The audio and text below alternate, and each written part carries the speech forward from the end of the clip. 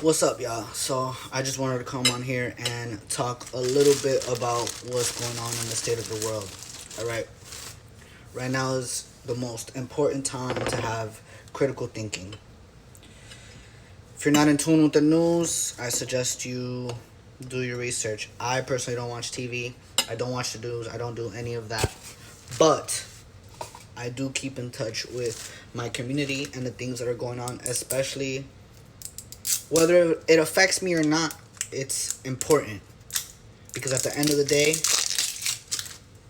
we're human first.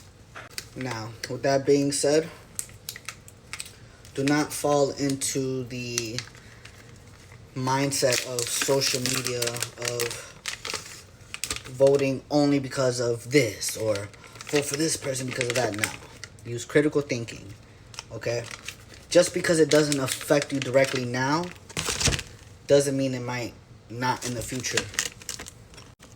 There was a point in time where people up north didn't think that these certain laws weren't going to affect them simply because it was down south.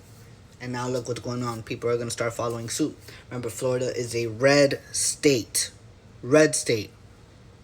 Just like New York, when things get passed in New York, all the tri-state areas follow suit. It's the same thing for down south. Keep that in mind. Now, with that in mind, when Roe versus Wade happened, we were hoping that it wouldn't come to where it's at now.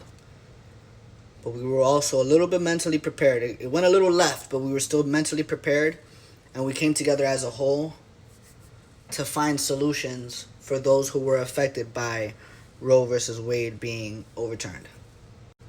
So now my question is, how is our community going to come together for those of us without access to healthcare, without access to our prescriptions, without access to these resources? And if you are willing to help, right, it needs to be strategic. It needs to be pretty much similar to how everybody was going together. Now, I know there's some restrictions to laws. I know there's certain people out there stating, oh, well, you can just get somebody to pick it up for you. If you're not married, there's no way to pick that up because it is a controlled substance, whether your HRT is estrogen or testosterone. Keep that in mind. It is a controlled substance, so depending on what state you're in, they will restrict it. And I am currently one of those people that's being restricted right now because I moved from New York back down south to Florida. And here we are. Now we're in a pickle trying to figure out how we're going to continue this journey because someone like me refuses to back down. I'm standing on 10 toes and I'm figuring out what I got to do to be able to continue my journey, because I'll be damned if I came this far just to let people who refuse to understand us make it difficult like this.